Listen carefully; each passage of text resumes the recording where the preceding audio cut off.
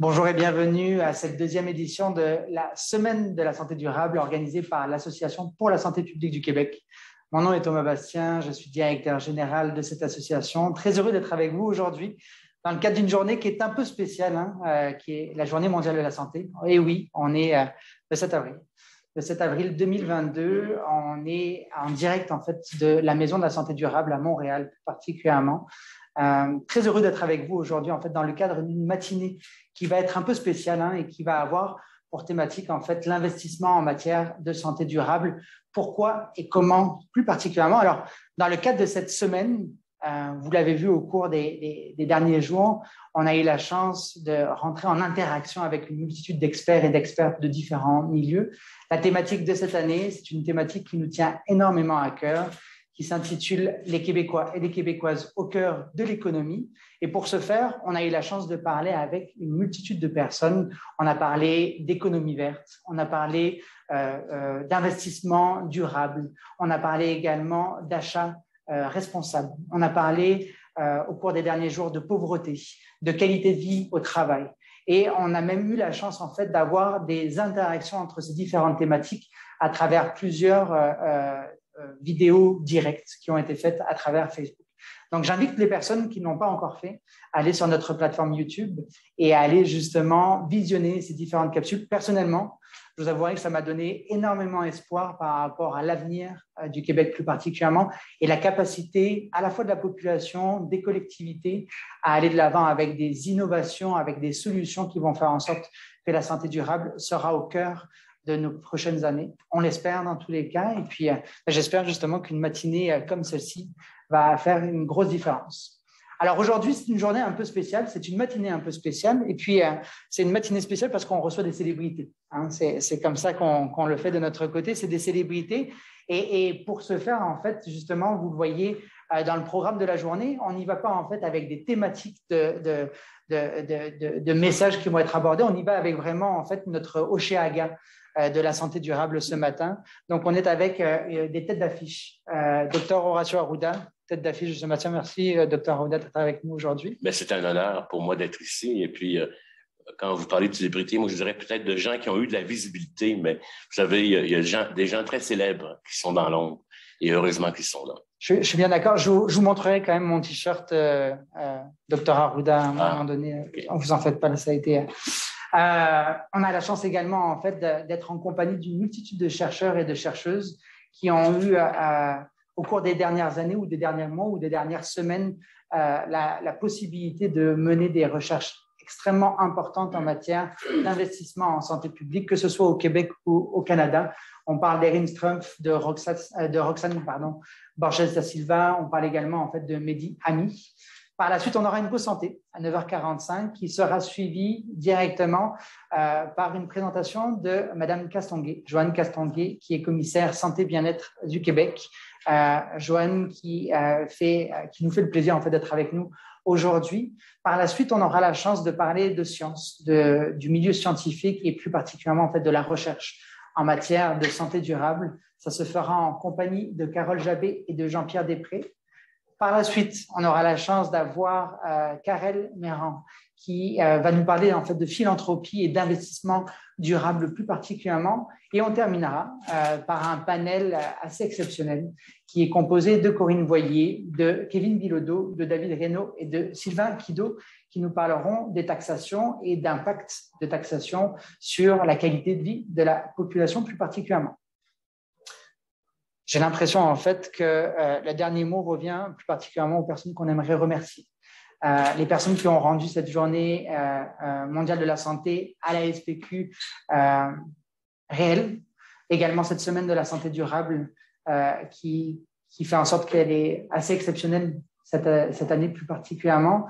On a Anne-Marie qui a contribué à un projet comme celui-ci, Lisanne qui a également en fait contribué à un projet comme celui-ci, Marc-André, Daniel, des personnes qui font un travail exceptionnel et sans qui rien ne serait possible au sein de la SPQ. Donc, merci beaucoup. Je suis très chanceux d'être avec vous dans cette incroyable histoire. Et on va commencer, si ça vous convient, directement avec le mot d'ouverture de Dr Arruda. Dr Arruda, est-ce que c'est bon pour vous? C'est très bien, mais je pense que vous avez fait, à travers vos interventions, un portrait intéressant de ce que c'est. Moi, je tiens à remercier quand même la SPQ pour ces semaines de santé durable. L'année dernière, c'était la première édition, vous êtes dans une deuxième.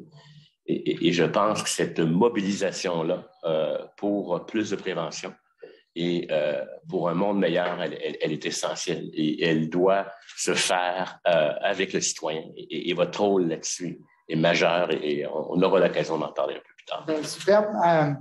Docteur Arruda, d'ailleurs, en fait, vous êtes sous-ministre adjoint depuis plusieurs années maintenant, en fait, au ministère de la Santé et des Services sociaux. Mais vous avez en fait un nouveau rôle, c'est un rôle que vous avez déjà depuis plusieurs années aussi, là, mais qui est plus spécifique, qui est le mandat de la prévention, de la promotion, de la planification et de la protection en santé publique. C'est bien ça, hein? Oui, tout à fait. Mais ce sont les actions de santé publique. On pourra parler de qu'est-ce que c'est que la santé publique parce qu'il y a plusieurs définitions. Et puis, elle est portée par des gens qui ont le mandat dans les institutions, dans les gouvernements, là, notamment les équipes de directeurs de santé publique avec leurs équipes. Mais quand on parle de santé publique, on parle aussi d'agir sur les déterminants de la santé. Là. Puis, je ne sais pas si vous l'avez vu, là, j'ai toujours porté, pendant la crise qu'on a eue dernièrement d'une maladie là, qui s'appelait la COVID-19, mais avant même, j'avais commencé des travaux parce que la santé, c'est pas seulement le contrôle des maladies infectieuses, là, la santé publique, c'est aussi d'agir pour qu'une population puisse demeurer en santé et non pas seulement traiter la maladie. Donc, et les déterminants de la santé, ça veut dire agir le contexte environnemental, à la fois physique et social dans lequel les gens évoluent. Hein. Je veux dire, pas de pauvreté, égalité homme-femme, avoir accès à un système de soins adéquat, primaire particulièrement. Donc, plein d'objectifs qui sont dans les objectifs du développement durable de l'Organisation des Nations Unies, qui pour moi sont le leitmotiv de nos actions et pour lequel on doit revendiquer que nos gouvernements et nos sociétés civiles et autres agissent ensemble pour obtenir cela. On se rend compte jusqu'à quel point le contexte peut être fragile. Regardez ce qui se passe en Ukraine, c'est effroyable. Une guerre, ce que ça peut entraîner comme condition de vie pour les personnes là-bas, là, les stress, en plus des morts, etc. Donc, ça, c'est l'exemple typique d'un élément majeur, à mon avis, qui est la guerre, qui va, en fin de compte, avoir des conséquences effroyables, à la fois dans ce pays-là comme ailleurs dans le monde. Mais il y a plein d'autres types de menaces que les microbes. On n'a qu'à penser au changement climatique, je ne sais pas si vous comprenez. Donc, il faut véritablement avoir une approche systémique.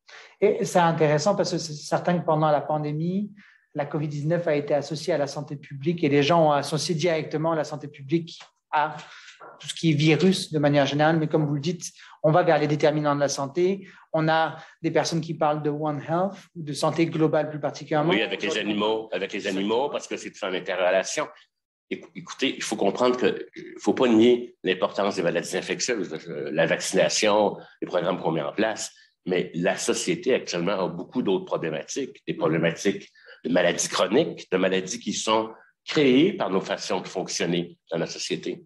Juste un exemple que je donne tout le temps, quand j'étais étudiant en médecine, un diabète de type 2, qui est un diabète de l'adulte, ça n'existait pas avant d'avoir 50, 60 ans.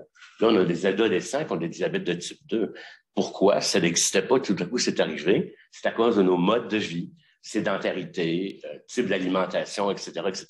Et ça, ce sont des maladies évitables. Il y a beaucoup aussi d'interventions simples qui sont associées à ce qu'on fait en termes de promotion de la santé, qui vont éviter à la fois des cancers, des maladies chroniques, etc. Donc, la santé publique, ce n'est pas que les maladies infectieuses. Et d'ailleurs, c'est pour ça qu'on parle d'une politique gouvernementale en prévention de la santé. Mais puis, c'est aussi une façon où les individus font des choix bons pour leur santé, mais il faut aussi que leur environnement social, physique, permette de le faire. Si on vous dit de bien manger, mais que vous n'avez pas accès à de la nourriture saine ou qu'elle est trop chère ou qu'elle n'est pas locale, c'est inadéquat. Tout ça, là, et quand on a une approche holistique de la santé puis qu'on regarde les déterminants, on essaie aussi que tout le monde y contribue et non pas un ministère qui va dans un sens et un autre qui va complètement à l'inverse, qui vient annuler l'effet qu'on a. Donc, si on est enligné, tout le monde ensemble, vers la bonne direction, nos investissements se potentialisent et on a plus d'effets. Justement, en fait, le budget a été annoncé dernièrement. Hein. On a un montant substantiel qui est dédié à la santé, encore une fois, cette année. Vous avez parlé justement de de plusieurs maladies chroniques qui prennent une part importante en fait de ce réseau-là, particulièrement, et qui sont des maladies contemporaines en plus. Selon vous, est-ce que consacrer de l'argent à la promotion et à la prévention de la santé, c'est une dépense ou c'est un investissement? C'est clair pour moi que c'est un investissement. Okay? C'est très, très, très clair. Mais c'est comme n'importe quel investissement. Souvent, les gens veulent voir l'effet immédiat. Et malheureusement, ça prend un certain temps. Mais il est très, très bien reconnu. Là, puis il y a plein d'études, puis vous avez des experts en économie qui pourront vous en parler, que chaque dollar investi va rapporter beaucoup, au moins minimum 6 dollars en retour, en diminution d'impact sur le système de soins. Je veux dire, ce qu'on n'a pas investi pour essayer de diminuer, je vous dirais, là, l'inactivité physique, pour améliorer l'alimentation et les environnements autour, bien, se répercute dans des gens qui font du diabète, qui vont consommer des soins pendant une éternité. Et l'autre élément aussi, on a eu une surcharge temporaire, je vous dirais, là, associée à la COVID-19, parce que notre système de santé n'était pas capable d'absorber le coup. Mais imaginez avec une population qui vieillit, qui va développer de plus en plus des maladies chroniques, on va avoir de la difficulté à maintenir un système de soins publics si on ne fait pas les travaux en amont. Et donc, le drame, c'est que tout ça, ces maladies-là sont évitables. Mais il faut y mettre les énergies et faire aussi nous-mêmes des choix préventifs qui demandent un effort parce qu'on doit aussi changer beaucoup de nos façons de faire et de fonctionner dans notre société. Puis tout ça, ça s'intègre pas seulement au niveau du comportement humain, mais de l'ensemble de secteurs d'activité, le transport actif qui doit être là. Je ne veux pas rentrer là, mais dans les changements climatiques, mais on doit absolument, si notre planète va mourir ou va s'étouffer, comment voulez-vous que nous, on soit adéquatement bien là-dessus? C'est un devoir pour moi, pour les prochaines générations qui, j'espère, vont faire mieux que nous, d'agir sur tous les déterminants de la santé. Autant, je vous dirais, dans tous les secteurs de l'économie, et parce que l'économie aussi, elle repose sur les humains actuellement, beaucoup, beaucoup. Je veux dire, faut pas voir l'investissement dans l'humain ou dans une planète en meilleure santé comme quelque chose qui ne nous aide pas à l'économie. Au contraire, on a qu'à voir la pénurie de ressources humaines actuellement pour que les entreprises puissent avancer. Si on a des gens en santé, on va avoir des gens qui vont être capables de produire pour la société, mais produire différemment. Et encore une fois, là, j'aime énormément ce que vous dites de toute manière, vous le savez, non? Mais ce qui est intéressant dans votre discours, c'est qu'on parle d'un choix. On parle d'un choix à faire. Aujourd'hui, on aimerait parler aussi de moyens, d'investissement plus particulièrement. Est-ce qu'on a les capacités de le faire? Je vous dirais qu'on a un certain niveau de capacité. Il y a eu des investissements récents qui ne sont jamais à la hauteur des calculs que vous faites et qui ont du sens par rapport à... Mais vous savez, un bateau, un paquebot, ça ne servira pas nécessairement. Mais moi, mon objectif, en tout cas à travers la politique gouvernementale de prévention de la santé qu'on a depuis plusieurs années, mais qui ne va jamais assez vite à mon goût, c'est vraiment d'enligner tous les ministères et les organisations et la société vers une compréhension commune des problèmes et d'agir au niveau local. L'importance, à mon avis, du rôle municipal est majeure parce que c'est le gouvernement est là.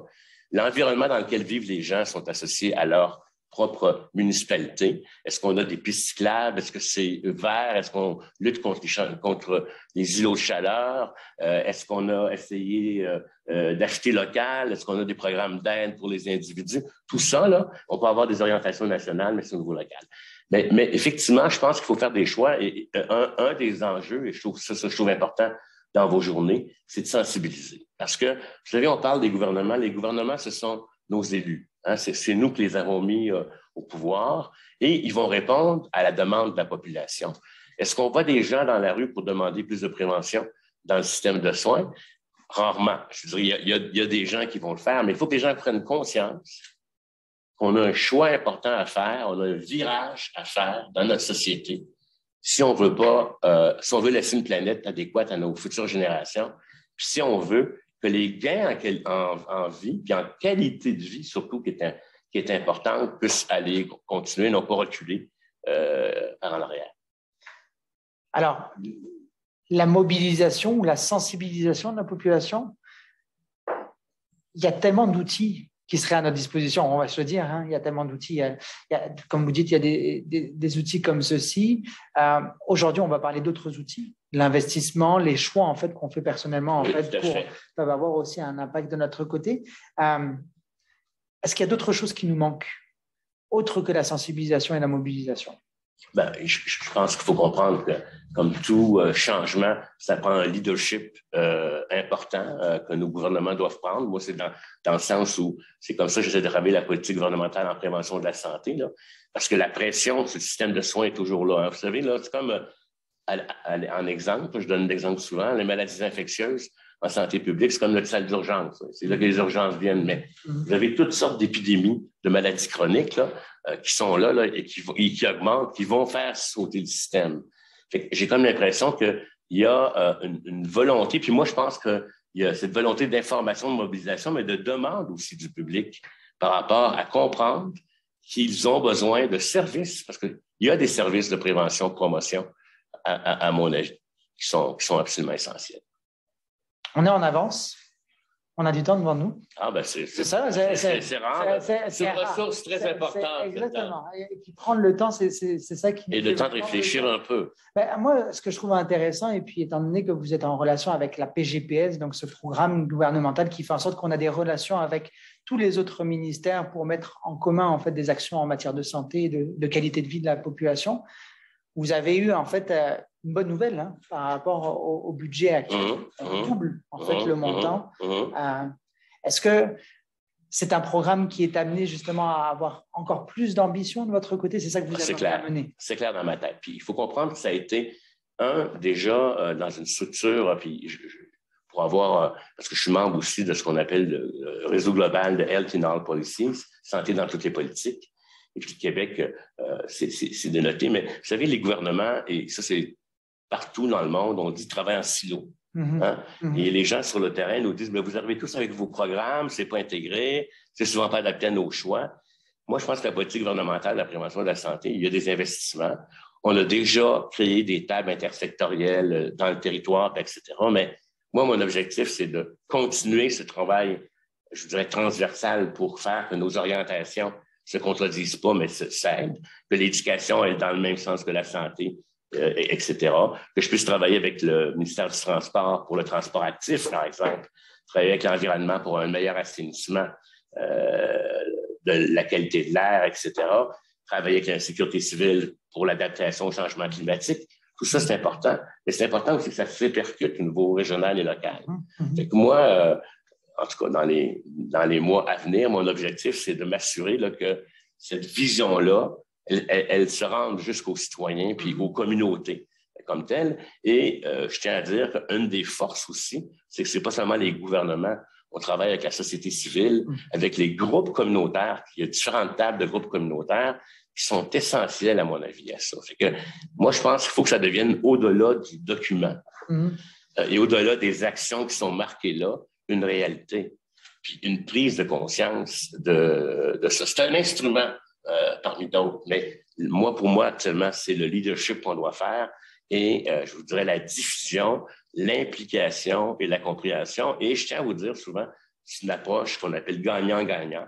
C'est-à-dire que chacun des partis, il trouve un compte. Et plutôt que d'arriver en disant, mais tu dois faire ça, comme on faisait souvent en santé publique avec mon programme, voici mon programme, on le co-construit, à mon avis. Et à ce moment-là, on implique de plus en plus de gens. C'est vraiment intéressant parce que là, on parle d'une véritable transition, hein, une transition d'un ministère qui est en relation avec la maladie, plus particulièrement avec un ministère qui devient un véritable ministère de la santé, mais aussi en fait un ministère de l'environnement qui devient une sorte de ministère de la santé, le ministère de l'économie qui devient un ministère de la santé parce que eux, à travers justement leur mission, doivent avoir à cœur la santé de la population. C'est bien ça? Tout à fait. Il faut comprendre que dans notre rôle, c'est qu'ils ne sont pas le ministère de la Santé, mais par leurs actions et leurs décisions, ils viennent influencer la santé de façon importante. Je vais vous donner un exemple. On a beau parler qu'il y a des changements climatiques, il faut diminuer nos émissions. Si on n'a pas des programmes pour permettre le transport actif, si on continue à faire un développement basé sur les hydrocarbures, etc., on vient défaire ce qu'on essaie de faire de l'autre côté. Et donc, quelque part, moi, je pense que c'est ça.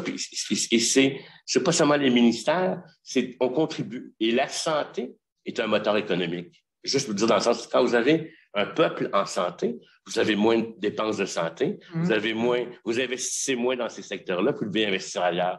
L'éducation, c'est majeur. Un peuple éduqué est un peuple en meilleure santé.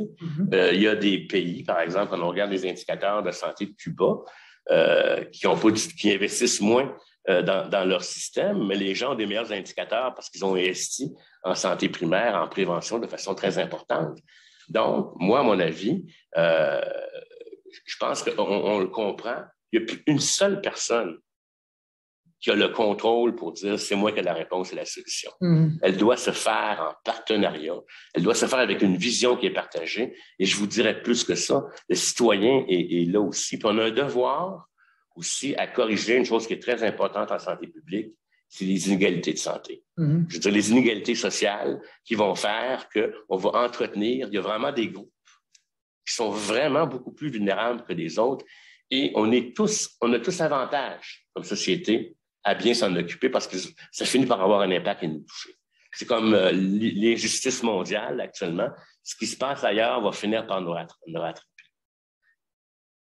Et puis, vous avez tout à fait raison de dire que ce ne sont pas des ministères, ce sont vraiment en fait leurs propres ministères, mais ils ont un impact sur la santé de manière générale. Et puis, en fait, le ministère de la Santé est un peu tributaire aussi des actions des autres ministères, d'une certaine manière. Parce que, comme vous dites, dépendamment, en fait, à niveau de la qualité de vie, les infrastructures vont avoir un impact direct, l'environnement va avoir un impact direct. J'aimerais revenir davantage sur le rôle socio-communautaire. On l'a vu, même pendant la pandémie, le rôle essentiel de ces organismes qui font le lien, qui ont la confiance justement de la population. Comment on peut justement améliorer cette conversation-là, notamment à travers la PGPS? Ils sont dans les termes qu'on a là, actuellement, puis il faudra en créer d'autres. Pour moi, c'est essentiel. Je vais vous dire, de toute façon, on le sait, il y a certaines clientèles marginalisées qui sont, entre guillemets, puis c'est pas une question d'être méchant, là, mal accueillies par le système, c'est pas adapté, une relation de confiance qui n'est pas établie. Si on veut intervenir, moi, je crois beaucoup au groupe de pairs. Quand on fait une intervention, là, des pairs qui ont... Il n'y a rien de mieux que quelqu'un qui a traversé une problématique de toxicomanie, qui s'en est sorti pour aider, accompagner quelqu'un sans jugement, etc. Donc, moi, je pense que c'est majeur. C'est véritablement, pour moi, la politique gouvernementale de prévention de la santé, c'est un gouvernement qui s'engage à ce que les solutions sont à l'extérieur. Je veux dire, honnêtement, il y a une partie de la prévention qui se fait pour les maladies, les dépistages, la vaccination, etc. Mais la majeure partie des endroits sur lesquels on peut avoir une influence est à l'extérieur du ministère de la Santé. C'est dans le ministère de l'Environnement, c'est le ministère de l'Agriculture, de l'Alimentation, c'est le ministère du Transport, c'est le ministère de l'Économie, c'est le ministère du Travail pour donner un travail adéquat aux individus, etc. C'est tout ça qui fait qu'une société, à mon avis, peut avoir des meilleures conditions de vie et la plus grande probabilité que les enfants naissent dans un contexte, parce que tous ne naissent pas égaux, là. Il faut qu'on s'attarde aux erreurs. Et les premières années de vie sont majeures, d'où l'importance qu'on ait un axe complet sur le développement des enfants et le développement, je vous dirais, et le maintien des compétences tout le long de la vie. Cette vision-là, elle est assez fantastique parce que ça veut dire qu'on va devoir impliquer des agronomes, des agriculteurs, des environnementalistes, des avocats. Tous les corps de métier vont être amenés justement à contribuer à cette santé-là. Et puis tout le monde doit réaliser, être sensibilisé au fait qu'ils peuvent avoir un impact santé sur l'ensemble des Québécois et des Québécoises. Dans le travail que j'ai fait, notamment par la PGPS avec les autres ministères, c'est étonnant jusqu'à quel point je sentais qu'il y avait des objectifs communs. Je ne sais pas si vous comprenez ce que je veux dire. Et c'est pas sur les différences qu'il faut qu'on potentialise, mais sur comment toi, si je t'aide, comment tu vas m'aider à obtenir l'objectif qu'on va faire. Et il y a tout un univers, là, juste l'urbanisme. Comment faire des villes en meilleure santé? Je veux dire, il y a plein de sciences dans les autres qui visent à contribuer à la santé publique. Et c'est là que je dirais que la santé publique, c'est l'affaire de tous. La politique gouvernementale de prévention de la santé, c'est l'affaire de tous. Pour moi, ça, c'est important. Il y a une santé publique. Il y a des gens qui ont étudié et qui font ce travail-là. mais ils ne pourront rien faire s'ils ne travaillent pas dans un environnement politique, sociopolitique ou économique. Puis ça, je pense que vous en parlez aussi beaucoup, parce que maintenir ce qu'on se fait actuellement avec une économie qui n'est pas circulaire, mais qui est en ligne plate, mais ça va nous amener directement au précipice qu'on est en train de vivre. La Terre est ronde, fait qu'elle veut vraiment quelque chose de circulaire. C'est ce que je me dis souvent. Là. La Terre est ronde, elle n'est pas plate, parce qu'il y en a qui pensent qu'elle est encore plate. Donc, la Terre est ronde, on veut une économie circulaire. Il faut ses ressources ne sont pas inouïes. Le changement, vous avez vu le rapport qui vient de sortir du GIEC, là. Moi, ça me préoccupe. Ça fait des années qu'on en parle. La nature humaine n'est pas préventive. Elle veut le plaisir instantané, mais on ne pourra pas. On ne peut pas continuer comme ça. Justement, ça amène quelque chose, et puis vous en avez parlé très, très brièvement, mais je pense que c'est très important, les inégalités de santé plus particulièrement. On a vu en plus que pendant la pandémie, malheureusement, il y avait des inégalités qui se sont creusées. Il y a d'autres inégalités qui ont été créées pendant la pandémie aussi. Comment on fait pour s'attaquer à cette problématique majeure? C'est une très bonne question. Je t'avoue bien honnêtement que je la pose très régulièrement. Puis même dans nos décisions qu'on prenait pour contrôler la COVID-19, on créait des effets secondaires pervers. Je veux dire, il y a eu des enfants probablement battus. Il y a eu des enfants qui n'ont pas été protégés par le fait que le système social de garderie était fermé, puis d'école n'a pas pu détecter des choses. Il y a eu de la violence conjugale, il y a eu des séparations, il y a eu des problèmes économiques majeurs. Donc, on a généré, à cause de cette situation-là, beaucoup d'éléments. Moi, je pense que c'est en agissant en amont. Probablement, il faut mettre en place des programmes pour aider les gens à vivre avec cette situation. Mais tout ça, ça commence très, très jeune dans une éducation, puis essayer de réduire au maximum les inégalités, essayer de rendre accessible aux plus vulnérables des choses qui vont leur permettre de récupérer le recul qu'ils ont par rapport à d'autres. Ça prend beaucoup de partage. Je m'excuse, une meilleure distribution. C'est plate de ramener ça à l'argent, mais une meilleure distribution des chances et de succès comme tel. Et moi, je pense qu'on a cette préoccupation-là. En santé publique, on doit aussi adapter nos programmes à ces clientèles-là. Souvent, on va faire des programmes qui vont être pris par des gens qui sont déjà dans une situation de non-vulnérabilité. C'est bien intéressant pour eux, mais on ne change pas l'impact. Moi, je pense que ça prend des programmes beaucoup plus ciblés et intenses pour certains types de clientèle. Moi, je disais souvent à mes enfants, je vous aime tous pareil, mais vous êtes tous égaux, mais ça ne veut pas dire que chacun de vous va avoir la même chose parce que ce n'est pas nécessairement le même besoin. Et moi, je pense qu'il faut avoir cette attitude-là. On ne peut pas offrir nécessairement le même service à ces clientèles-là qui sont des fois dans des situations où comment voulez-vous penser à manger des fruits et des légumes quand vous avez à peine la capacité de payer votre logement comme tel? Fait qu'il y a vraiment des conditions de vie, là. Il y a des gens qui sont dans des situations là, qui sont véritablement d'une très grande vulnérabilité. Là. Je veux dire, et si j'étais né dans un contexte comme ça, je ne serais pas l'homme que je suis. Il ne faut pas penser là, que les autres font par exprès, mais malheureusement, soit ça génère d'une génération à l'autre. Il faut briser ces cycles-là, d'où l'importance d'intervenir très, très tôt. Il y a beaucoup de programmes maintenant qui essayent d'identifier, je vous dirais, là, les grossesses et les situations familiales plus à risque. Il faut vraiment aider le support aux individus. Oui, on parle du Agir Tôt, on parle de tous les programmes qui sont mis en place aussi. Et c'est intéressant parce que ce n'est pas qu'au Québec, c'est partout la même situation.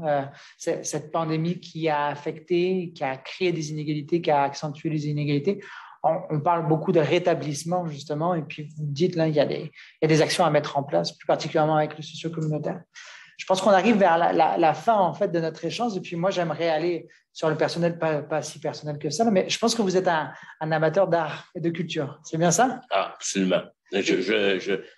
J'aurais aimé être un grand sportif, pas nécessairement olympique, là, mais tu sais, il y a ces gens qui font des Golden Boys, là, regardez-moi, qui touchent à n'importe quel. Vous leur mettez une raquette, ils sont bons. Vous leur mettez un ski, ils sont bons. Moi, j'ai vraiment pas cette aptitude-là, ni moi, ni ma conjointe. D'ailleurs, j'ai un de mes fils qui, au lieu d'envoyer la balle par en avant, l'envoyait par en arrière. Donc, vous voyez un peu là, ce que ça veut dire. Mais pour moi, sans art, musique, danse, théâtre, Je pourrais pas quand j'ai des émotions négatives, là, une bonne pièce de musique, là, ça me ramène à un univers et j'ai une admiration totale pour les gens qui ont composé ces œuvres en me disant est-ce que ça se peut? Justement, on m'indique le temps, là, vous en faites vraiment pas là, mais l'art et la santé plus particulièrement. Moi, je viens du Musée des Beaux-Arts de Montréal, donc on était là quand on a créé justement les prescriptions muséales, donc d'inviter les médecins à aller inviter leurs patients à venir au musée pour se sentir mieux dans leur vie. Est-ce que vous y croyez? Est-ce qu'on oui, c'est clair que l'art, je vous donne un exemple, je ne sais pas si vous connaissez Les Impatients. Oui, je les Impatients. Récemment, là, c'est extraordinaire de voir jusqu'à quel point c'est démontré, là, ces ateliers d'art-là permettent une stabilité de problématiques de santé mentale, diminution de la consommation de médicaments, de reconsultation. C'est clair. Vous savez, l'être humain, là, puis ne serait-ce que par le fait d'être fier qu'on est capable de faire une création soi-même. Je ne sais pas si vous comprenez ce que je veux dire. Et ça passe aussi par l'expression. C'est une façon de s'exprimer. Il y en a qui n'ont pas le verbe facile conceptuellement, etc. Et de créer, ça augmente aussi tous les styles de soi. Moi, en tout cas, je crois beaucoup à ça. Beaucoup. Malheureusement, on le sous-utilise pour toutes sortes de raisons parce qu'on est dans une société de vitesse. Hein? On veut la pilule qui va guérir, etc. Mais on ne peut pas guérir une blessure qui s'est installée en tout jeune âge si facilement que ça. Mais si la vie n'était pas belle comme elle l'est, s'il n'y avait pas l'art pour la rendre belle dans nos journées grises, une bonne musique du soleil du Sud nous ramène le bonheur. On est des humains, on n'est pas des machines. Hein? On a quelque chose de, à mon avis, d'un peu plus différent d'un ordinateur. Quoique, avec les nouvelles technologies, on peut même leur faire avoir des émotions, semblerait-il, mais je ne crois pas que ça... Et on ne peut pas être insensible. D'ailleurs, la musique rassemble le monde.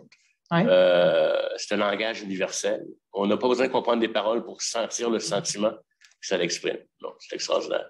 Et là où c'est encore plus intéressant, c'est qu'on met souvent en comparaison ou en opposition le sport et la culture plus particulièrement. Soit on va avoir un enfant qui est dans le sport, puis on va le mettre en sport, soit on va le mettre en culture, puis ça va être un artiste, ça va être un peintre, ça va être une violoniste. Comment ça se fait justement qu'on n'arrive pas à les faire collaborer aussi bien que ça? Est-ce que c'est vraiment la relation avec la vitesse? Parce que j'ai comme l'impression qu'il y a... Vraiment, il faut comprendre qu'on est dans une société où il y a beaucoup plus de techniques, beaucoup plus de connaissances. Puis on n'est plus dans un monde d'art universel. Moi, je trouve que la médecine, c'est un art. Moi, je vais vous dire honnêtement, si on la pratique véritablement seulement comme un logigramme qui va faire les éléments, là, il y a un élément très humain dans la relation thérapeutique avec le patient. Fait que, moi, je pense que ça, c'est un art. L'art de communiquer, d'être à l'écoute, etc. Fait que moi, j'ai comme l'impression qu'on a sectorisé les choses. On demande aux gens aussi de devenir hyper performants. Est-ce qu'on doit tous être performants dans tout? Tu sais, dans le fond, faut être capable d'apprécier. Puis moi, je pense que ça dépend. Il y a des gens qui ont vraiment... moi, si j'avais des capacités sportives, je le ferais, là, puis j'aimerais ça, mais l'important, c'est de trouver, à mon avis, son équilibre en tant qu'individu puis en tant que société. Mais tous ces secteurs-là sont majeurs, à mon avis. Autant la culture, le sport, etc. Tout ça est important pour la santé mentale. Puis je vous dirais même pour nous permettre, à travers les différentes phases de la vie, parce qu'on n'est pas en santé toute notre vie, là, de mieux être. Parce que la santé et le bien-être aussi, quelque part. Être en santé, mais mieux être, capable. C'est quand même... je pensais à ça, je voyais des gens qui étaient en soins palliatifs à la veille de mourir, qui disent « j'ai jamais été aussi heureux comme maintenant. C'est un peu très paradoxal, mais c'est d'être en paix avec ce qui se vit et d'être en équilibre avec ça. C'est ça aussi, quelque part. Puis c'est surtout que la prévention, pour revenir, il y a un très bel article qui est sorti, je pense, dans Urbania, le média Urbania dernièrement, qui porte justement sur la qualité de vie dans les soins palliatifs et des programmes qui ont été mis en place en matière de prévention dans les soins palliatifs. Donc, des personnes qui améliorent la qualité de vie, même dans les soins palliatifs, même au dernier moment. On a toujours l'impression, en fait, que la prévention est en relation avec la jeunesse, avec l'enfance, mais on peut faire de la prévention à tous les âges, à tous les moments. Chez les personnes âgées, etc. C'est ça, on peut tous éviter certaines choses ou du moins les rendre meilleures. Vous ne pouvez pas vous imaginer ce que de mettre la main sur une épaule d'un patient peut faire comme effet. Des fois, là, ce sont des choses très simples, mais qui vont faire qu'il y a un véritable échange puis une communion entre les individus. Donc, tout ça fait partie, à mon avis, de cet art-là, quand vous parlez là, de l'art de prendre soin de l'autre et de véritablement d'être là. Et des fois, c'est rien dire, mais d'être là. On me dit que j'ai la chance d'avoir une dernière question. Et puis, justement, pour parler de ce continuum, pour parler de ces choses-là, on a souvent l'impression, en fait, que dans la prévention, il n'y a pas de maladie. Puis, c'est intéressant, j'avais une conversation avec un responsable des programmes patients partenaires, plus particulièrement, on disait, c'est compliqué, en fait, de rentrer dans des programmes où on parle de prévention, de promotion de la santé, parce qu'on considère qu'à partir du moment où la maladie, elle arrive, c'est la maladie. Et qu'on est dans un autre stade. Comment ça se fait, en fait, qu'on n'implique pas plus les patients dans la prévention et la promotion de la santé? Ben, je pense qu'il faut le faire. Il faut impliquer aussi la population dans ça aussi. Parce que, tu sais, dans les faits, souvent, on a l'impression qu'il faut éviter d'être faire. Puis il y a une partie de nous qui sommes très missionnaires. Là, puis quand on est en prévention, les missionnaires, on veut. Mais on ne peut pas devenir paternaliste puis de décider à la place des individus. Comprenez-vous? On doit partager nos connaissances, notre compréhension, mais aussi comprendre celle qui est là. Fait que moi, je pense qu'ils doivent être impliqués. Et il faut éviter les dogmes. Hein. C'est sûr qu'il y a une science. Si je vous parle de la santé publique, il y en a qui vont dire mais c'est la surveillance, la prévention, la promotion. Mais c'est un tout, à mon avis. Et je pense qu'il y a moyen de faire de la prévention d'une autre nature quand on agit chez la mère ou la famille avant même la naissance de l'enfant. C'est un type d'intervention qui est différente de quand les gens sont malades, mais je veux dire, je pense qu'il y a un continuum. Et l'idéal, c'est qu'il y ait un équilibre adéquat dans le continuum. C'est surtout que cette personne-là, et puis j'ai trouvé notre échange fascinant, hein, cette personne me disait, c'est souvent des personnes qui sont atteintes de plusieurs maladies, qui sont les meilleurs en prévention, parce qu'ils vont toujours commencer leur histoire en disant d'où est-ce que ça vient et qu'est-ce qu'ils auraient pu faire pour potentiellement éviter certaines choses. Et c'est des personnes, en fait, qu'on essaie d'évacuer complètement, en fait, de ce message de prévention, parce qu'on a peur de la maladie. On ne veut pas de la maladie. On ne veut pas s'en rendre. Hein. Non, c'est ça, mais moi, je pense qu'au contraire, c'est des témoins de la vie, hein, les cas, qui vont venir parler à d'autres personnes. Ouais. Et, en tout cas, moi, je vous remercie beaucoup pour, je tiens à vous dire votre curiosité. Vous êtes un homme très curieux, je le vois, là, vous êtes curieux, passionné. Et merci beaucoup encore pour cette semaine, à mon avis, qui va se répéter probablement chaque année, mais entre chaque semaine, il y a du travail à faire. Et on en a beaucoup de travail à faire ensemble. Ouais. Et j'espère avoir l'occasion de rencontrer plein de partenaires, de gens aussi, pas seulement au niveau national, mais descendre sur le terrain. Puis j'aime beaucoup aussi inviter justement les personnes qui nous regardent à aller voir ce que font les impatients. Parce que ce que font les impatients, c'est essentiel. C'est vraiment essentiel. On a d'ailleurs le centre d'apprentissage parallèle qui est juste à côté de chez nous. Là, donc, on pourra parler d'art et de culture et de santé. Je pense que pour moi, c'est terminé. Est-ce que vous avez d'autres messages à faire passer aux personnes? Peut-être de vous dire que la santé durable, c'est l'affaire de tous. Moi, je pense que c'est l'affaire de tous. Et particulièrement, mon message serait pour les citoyens, c'est de dire, prenez conscience que on a besoin, tous ensemble, de plus de prévention dans notre système. On doit ça aux futures générations, à mon avis. Et puis, bonne santé à tous. Merci. Et bien-être. Et bien-être aussi. Oui. Mieux-être. Mieux-être. Oui, Mieux-être aussi. On va pouvoir laisser ça. Merci, docteur Arruda. On va prendre quelques instants justement pour avoir la chance de parler par la suite avec plusieurs chercheurs et chercheuses en matière d'investissement, en matière de santé publique, plus particulièrement, que ce soit au Canada et au Québec. Docteur Arruda, merci à nouveau. C'est moi qui vous remercie. C'est vraiment très intéressant. C'est un honneur pour moi et un privilège d'être ici avec vous. Super. Merci beaucoup. Au revoir.